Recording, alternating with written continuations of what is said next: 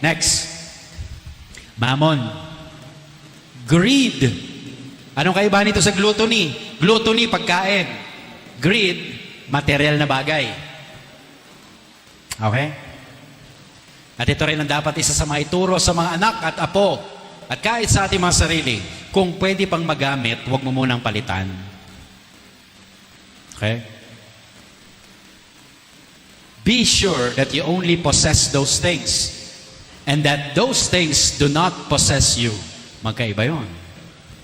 Sapagkat kung hindi ka na makapagpatuloy sa buhay nang wala ang mga material na bagay na to, ibig sabihin, ang mga bagay na ito ang nagmamay-ari na sa'yo. And that's what Mammon wants. Tandaan nyo yun. That we are possessed by these things. Okay? Kaya minsan iniisip ko, alam nyo, nung na-assign po ako dito, hindi ko alam kung ganun pa rin, pero pupusta ako, ganun pa rin. Ano yun?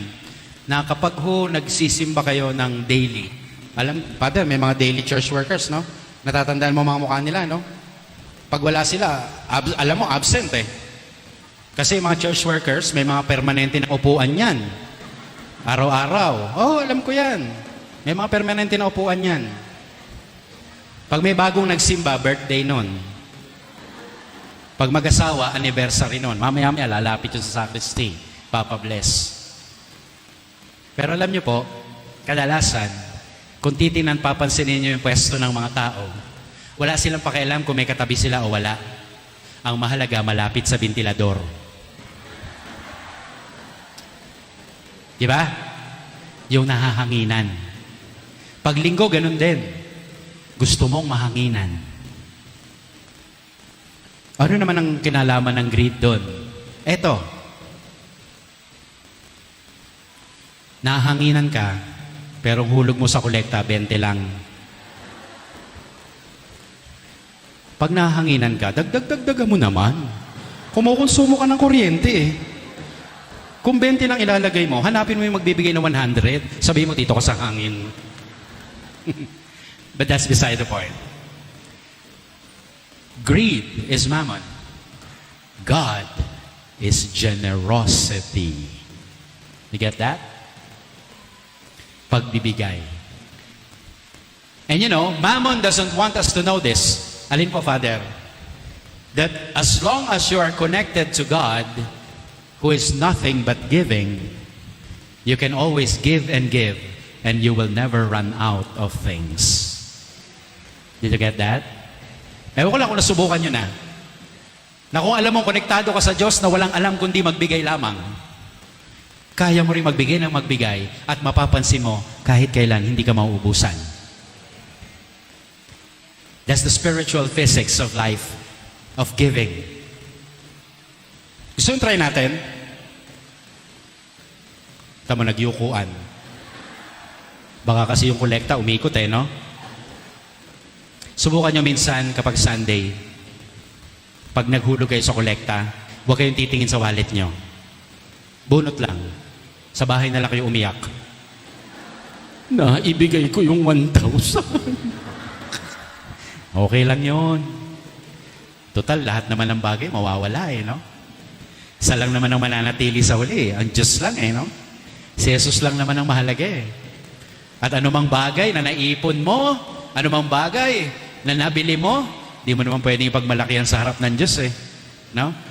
Magmamalaki ka sa Diyos na panghabang buhay, pinagmamalaki mo mga bagay na mauglalaho, ay mag-isip-isip ka. Tanga ka. Kasi ano pa man ang naipon mo, nakamtan mo, dokumento, titulo, bank account mo, susi ng kotse, mawawala lahat yan. Sorry. Remember yesterday? 15 years, undoy. Sa isang iglap, nawala ang maraming bagay. Kasama na si Father Undoy. Kilala niyo yun? Diba? Nakita niyo? Kaya marami ka man damit na naipon, huwag mo ipagmamalaki. Sapagkat pag ikay binurol, isang terno lang kailangan mo. Get that? Sabi ko nga rin, kahit marami kang kotse, Kapag ikay hinatid sa sementeryo, isang kotse lang din maghahatid sa'yo. Hindi pa iyo. Okay? At huwag mo ipagmalaki yung mga titulo mo ng lupa, doon din tayo magsasama-sama sa sementeryo. Maliit na lupa lang ang kailangan natin. So what's the use of being greedy? Sabi nga, mag-ipon ka ng kayamanan sa langit. And how is that? Whatever you have, kung halimbawa hindi mo na kailangan, edi bahagi mo. Eh na mahirap po sa atin eh. Hindi na naman natin kailangan. Hindi na natin isusuot. Ayaw mo pang ibigay sa iba. Gusto mo lang nakikita ron. Eh hindi naman sa'yo kasya na.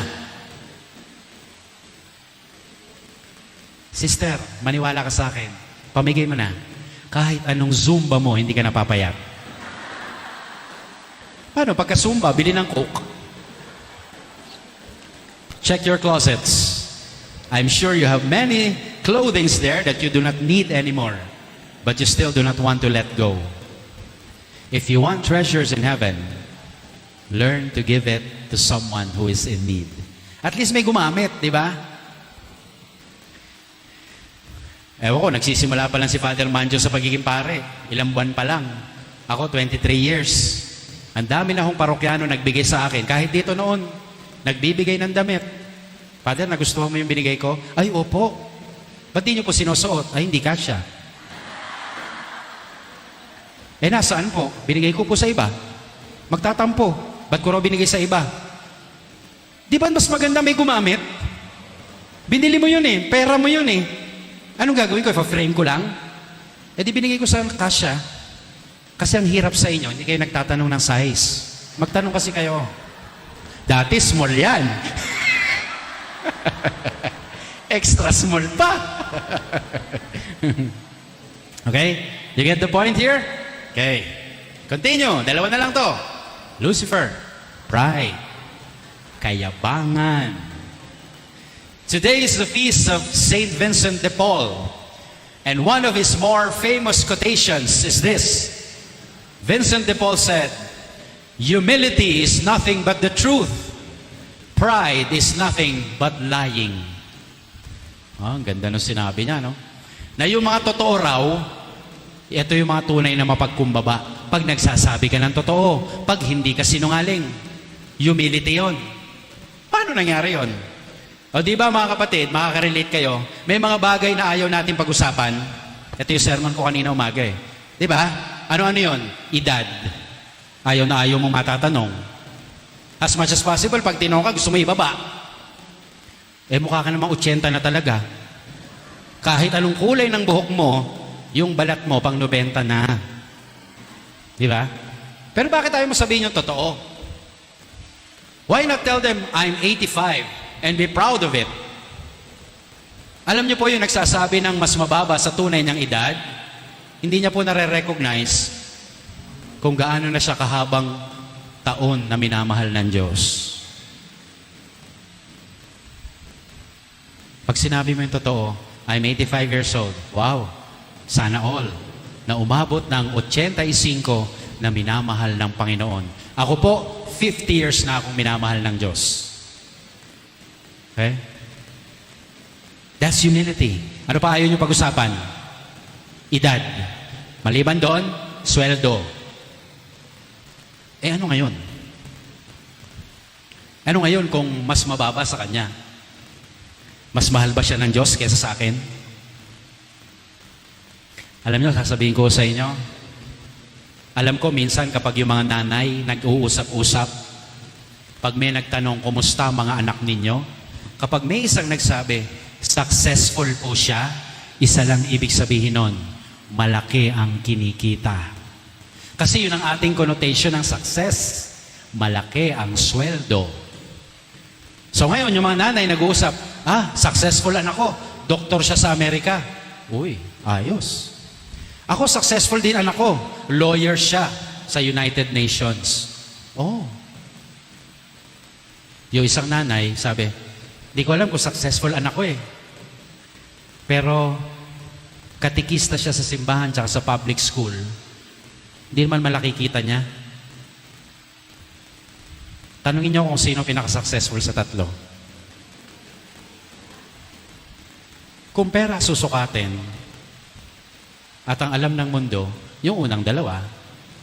Pero sa kaharian ng Diyos, naniniwala akong successful din ang taong marunong tumulong sa kapwa kahit hindi malaki ang perang natatanggap. Kasi yung success para sa atin, dapat ipagmayabang. No. We're called not to be successful, but to be faithful to God. Amen? Kaya ho, kahit na ganyan, okay lang yan. Ayaw nyo pa matatanong, ilan ang anak ninyo? Eh wala. Diba? Pag walang anak, ayaw pag-usapan. Pwede naman sabihin, wala po kami anak eh. Siguro, ito'y kalooban ng Diyos na hindi kami magkaanak para mag-focus kami sa isa't isa. O kaya panawagan sa amin ay mag-ampon. That's the truth. Then you become humble. Di ba? Iba naman, ilan anak nyo? 50. O, ayaw niya rin matanong kasi 50 anak. Sa iba-ibang lalaki. Okay? Pero nakita nyo na po kung bakit humility is truth and pride is lying. Because the father of lies is Lucifer. Pride. And finally, okay pa ba kayo? Alas 8 pa lang. Okay na? Inaantok na? Tapusin ko na. Next time na lang. Tapusin ko. Ang buhay nyo. Okay. Konti na lang to. Kasi yung 4 and 5, mabilis lang naman eh. Anger, Satan. Mga laging galit. Yung wala nang nalaman sa buhay kundi magalit. Yung hindi nakukumpleto ang araw na hindi nagagalit. Yung natutulog na at nakahiga na, bumangon pa sapagkat naalala niya hindi pa siya nagagalit sa araw na yon. Kaya siya'y nagalit at naghanap ng mali ng anak, ng asawa at ng kasambahay. At nung siya'y nagalit na, humigan at nakangiti, nagalit na ako. Alam niyo po, isa sa mga payo ko sa mga naglumalapit sa akin at sinasabing, Father, paano ba akong matutulungan sarili ko? Kasi lagi ako nagagalit. Marami nang lumapit sa kanya. Baka si Father Manjo, bagong pare, fresh pa lang yung kanyang faculty para mag-absolve. Marami na siyang narinig na ganun. Magagalitin. Nagalit po ako. Ang isa sa mga payo ko ay ganito. Alam mo, may karapatan ka lang magalit kung ikaw mismo hindi ka nagkakamali. Isipin nyo lagi yon. Nagkakamali din naman kayo, di ba? Eh, ba't ang tindi mo magalit? Bakit ang tindi mo magalit? Eh, nagkakamali ka rin. Hindi ka rin perpekto. Kaya ang dapat lang nagagalit yung perpekto. Ha? Usapan? Pwede? Anger is one of the 7 capital sins. Si Kristo ba nagalit? Yes or no?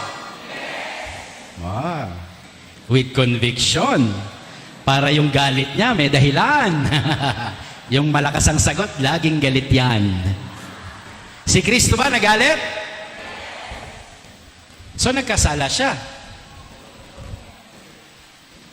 Kala ko ba nagalit? Huy. Galit talaga yon? Galit hindi. Oh, hindi nyo na alam. Oh, next year ko na sasabihin. Ulit. Is anger a sin? Huy. Yes or no? Siyempre, Catechism tells us, anger is one of the capital sins. Hindi naman nagkakamali ang katisismo eh. Katisismo ng simbahan to eh. Infallible to eh. Nasa CCC yan eh. Catechism of the Catholic Church. So, convinced kayo na anger ay sin. Tama? Yes? Nagalit ba si Jesus? Nagkasala si Jesus? O, paano may re-reconcile yun? Lagot ka. Alam mo ha? Alam ko yung tinutukoy nyo. Pumunta siya sa templo. Di ba? Nakita niya may mga nagtitinda. Anong ginawa niya? Pinagtataob niya yung mesa. Gumawa pa ng panghagupit, di ba? Meron siyang pinalo sa panghagupit niya? Meron, wala?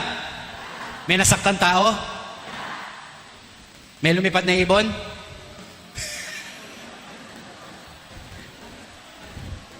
Galit ba yon? Ha? Galit? Is that anger? Okay, challenge. Kung makukuha nyo ang isang Bible na ng translation John, Jesus became angry, bibilin ko yung Bible nyo kahit magkano. You know what is written in the scriptures? Sabi doon, zeal for your house consumes me. Zeal for your house consumes me. Malasakit sa iyong templo ay nag-uumapaw sa akin. Ulitin ko, malasakit. Hindi po yon galit. Kaya ho kung kayo, mapagtaasan nyo ng boses ang isang tao dahil mahal ninyo at kayo nagmamalasakit, huwag nyo nang ikumpisal. Tatagal lang. Hahaba lang. Pero kung kayo nagalit dahil kailangan nyong maghiganti, manakit, pumatay, manira, yan, kumpisal nyo. You get that? Eh, anong tawag doon, Father? Well, take it from St. Thomas Aquinas. Kahit po binanggit yung word na anger doon sa kanyang definition, here is what he really meant. Thomas Aquinas. What happened during that cleansing of the temple is called passion to set things right. Sabihin nyo nga. Kasi may kailangang ituwid. Di ba? Di ba ganun din kayo? Sa anak nyo, sa apo nyo, may kailangang ituwid. Kaya nga lagi nyo sinasabi, pinagalitan kita hindi dahil sa hindi kita mahal, kundi mahal na mahal kita. Amen? Yan. Ewan ko kung nasasabi nyo sa asawa nyo. Nagalit ako sa iyo, aking mister, sapagkat gusto kitang patayin. Baka ganon yung kabila, no? Pag ganon, kasalanan na yon. Okay? But you have passion to set things right. No? Then you're not sinning. Ito po ang tinutukoy na si Satanas nag-uudyok sa atin na tayo maghiganti, manakit, pumatay. Yan ang tunay na galit. Okay? Okay. Extraordinary demonic activity. Mabilis lang to. Kasi hindi naman talaga ito ang pinunta ko rito eh. Gusto ko maaramdaman niyo yung pagmamahal ng Diyos sa atin. Extraordinary, 4. Infestation. Mga gumagalaw sa bahay na mga gamit. Extraordinary po yan. Diba? Infestation. Yung mga tumutunog na piano na wala namang tumutugtog. Gripong bumubukas mag-isa. Kadenang kinakaladkad. Yan. Ilaw na kumukurap. Pundido yon. Okay? Nandyan lang ngayon. Nalingat ka lang. Nawala na. Pero kung 500 yon, huwag mo isisi agad sa Diablo. Magnanakaw yon. Okay? Nag-guess po? That's extraordinary demonic activity. Infestation. Sabihin nyo nga.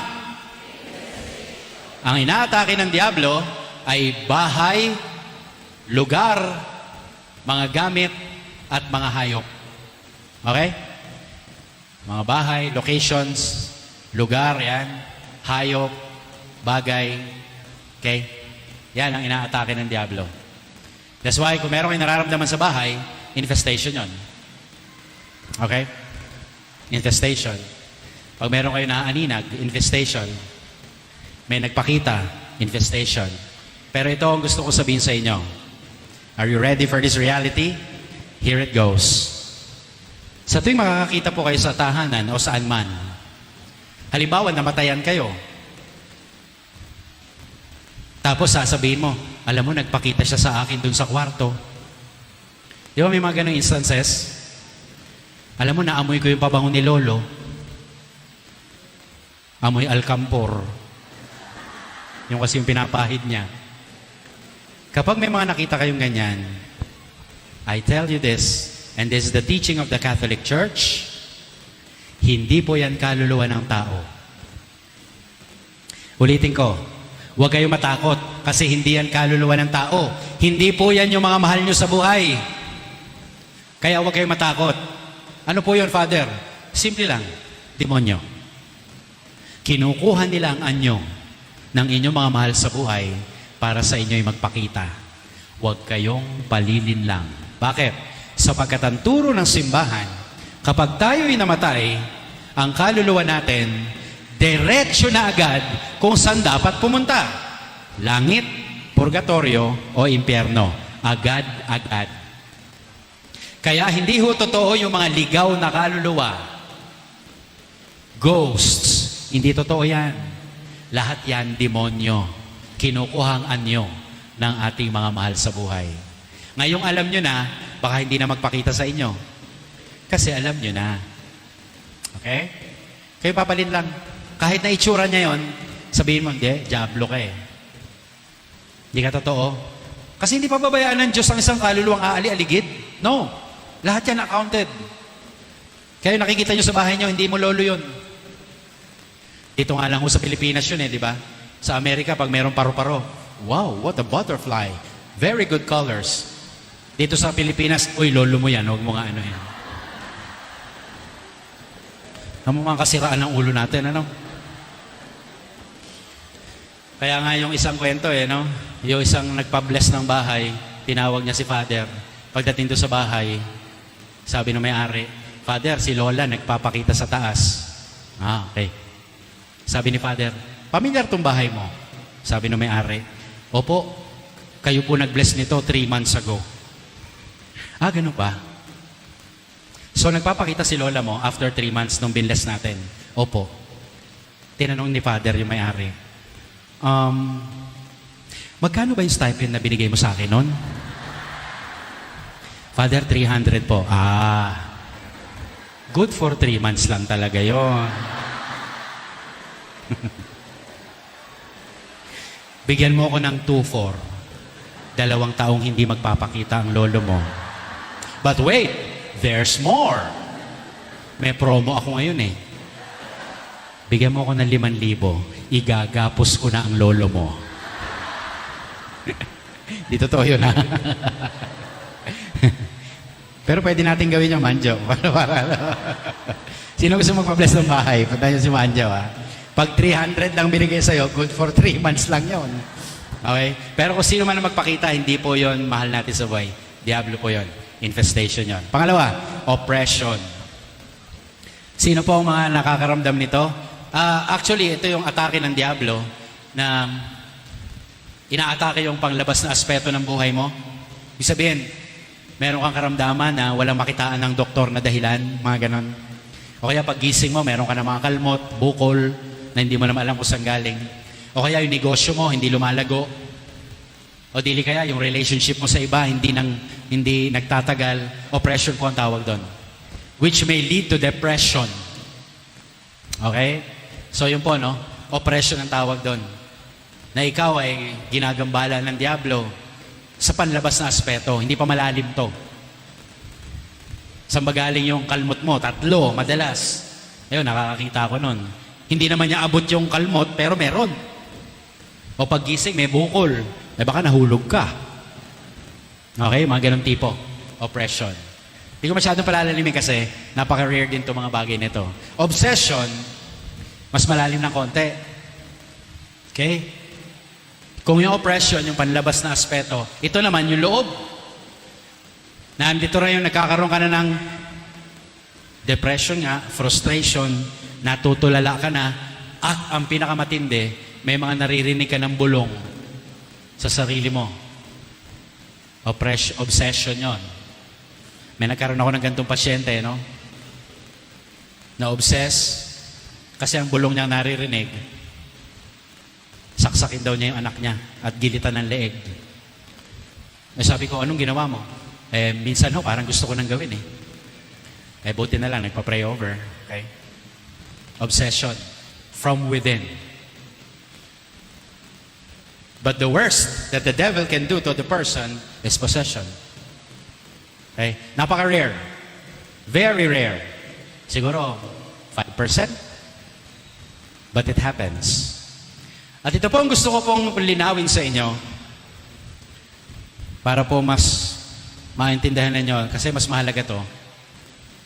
Only the devil can possess the body of a person. I repeat, only the devil can possess the body of a person. The Blessed Virgin Mary, Jesus Christ, and the other saints, and even the angels, they do not possess people. Never in the history of the world or in the history of mankind did Jesus, Mary, the angels, the saints possess a person. No. Only the demon. Kaya huwag kayong maniniwala sa mga napapanood ninyo na sinaniban ng Santo Niño, ng Birheng Maria. Kapag sinabi sa akin yon, alam ko na agad, diablo yon. Nanlilin lang. Kaya tinan ninyo, napaka-careful po ng simbahan, lalo na sa mga apparitions ng Birheng Maria. Kasi kailangan i-prove talaga na ito'y galing sa Diyos. Kaya sa dami po ng mga apparitions ni Mary na isinabit sa Roma, iilan lang po ang talagang ina-approve. Baka hindi aabot sa mga daliri mo, sa kamay at paa. Hindi. Of course, Guadalupe, Fatima, Lourdes, mga ganyan, no? Yan, approved yan. Kasi matinding pag-aaral yan. Pero yung magpoposes sa tao, Santo Niño, hindi ho totoo yun. Bakit? Sapagkat ang Diyos at ang mga banal, ginagalang nila ang inyong kalayaan. They will not control you. Kaya yung mga sasabihin, ay doon, tuwing gantong araw ng buwan na ito, sinasaniban siya ni Jesus, lumapit tayo at magpagaling. Hindi ho, totoo yun. Huwag kayong pupunta ron. Alam ko, may mga nanonood ng ganyan. Corina Sanchez at Jessica Soho, no? Yung bigla magsasabi, ako ang Santo Niño. Pahingig ng kinde. Para medyo Bisaya yung candy niya, no?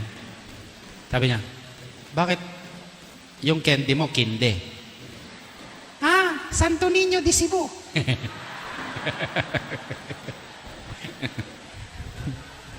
Okay? So malinaw po huwag maniniwala sa possession ng sino-sinong banal.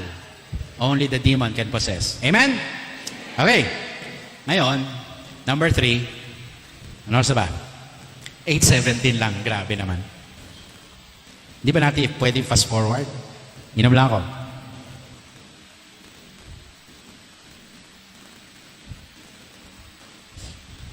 Paano nakapasok? Ito, mahalaga po. Bakit ko ituturo ito? Nang sa gayon, hindi nyo na maulit kung ano yung mga nagawa ninyo, kaya kayo ay na-afflict ng kalaban. Sige na, kunin mo na yung baso. Ikaw naman nagtatanong ka pa Iinom talaga ako maya-maya. Paano nakapasok? And I want you to carefully listen to this part. Yung 4 and 5, huwag kayong mag-alala, mabilis na lang yon. Tuloy-tuloy lang tayo sa 4 and 5. Pero ito, concentrate tayo. Bakit? Sapagkat nais kong ituro sa inyo na Diyos lamang ay sapat na sa buhay.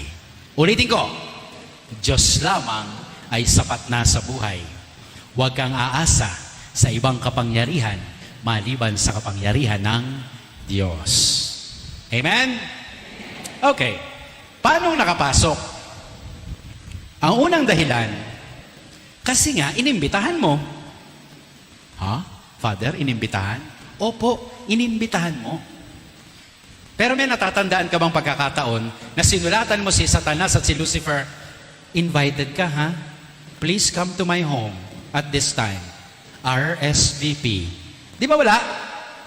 Bakit hindi wala kang naaalalang ganon? Sapagkat ang pagpasok ng kalaban, sikretohan lang. Hindi naman din magpapaalam sa iyo yan Depende na lang kung ikay magbubukas ng kahit maliit na puwang ng iyong pintuan. At kaya ko ibibigay ito para hindi kayo kailan may magbubukas na ng maliit na pintuan. Are you ready? Bato-bato sa langit, tama ay buti nga sa inyo. Pinatatamaan ko talaga kayo at wala akong pakialam kung magagalit kayo sa akin. I would rather hurt you with the truth than comfort you with a lie. Okay? Wala akong pakialam kung pagkatapos ito, magkagalit na tayo. Bahala ka. Basta sasabihin ko lang dito, ayon sa simbahang Katolika. And formation to eh. Di ba? Formation eh. You have to be formed, you have to be informed. So, we invited the enemy in. By way of what? First, because you have been consulting occult people. Sino yung mga yon?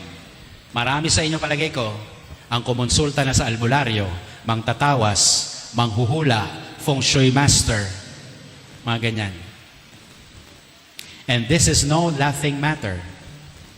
Sapagkat kapag kumonsulta ka na sa mga taong ito, open ka na sa affliction ng diablo.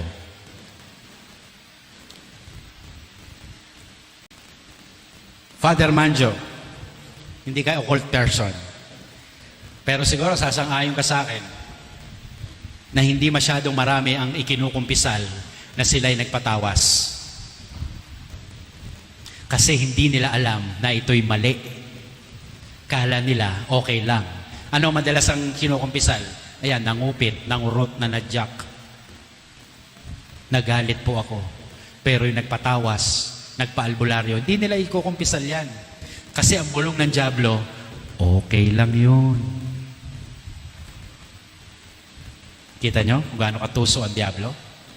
Hindi nyo ikukumpisal yan. But do you know that is against the first commandment? Yung mga kabataan dito na babae ha, baka kayo magpahula. Occult person yon.